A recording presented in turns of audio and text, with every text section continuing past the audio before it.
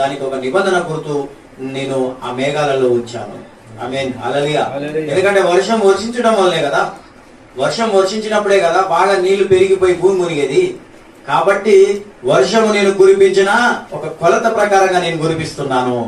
ఆ నిబంధన గుర్తు ఇదే. ఆమేన్, హల్లెలూయా.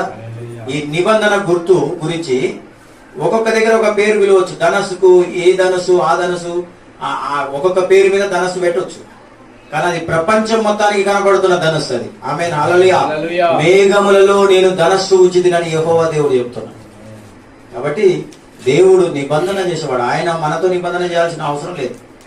ఎక్కడైనా ఎవరైనా నిబంధన చేస్తే ఎవరితో చేస్తారండి? రాజులు నిబంధన చేసుకుంటారు. అయ్యా నీకు నాకు గొడవద్దు, ఇప్పుడు నీ వల్ల నాకు నష్టమైంది, నా వల్ల నీకు నష్టమైంది అని చెప్పి ఇద్దరు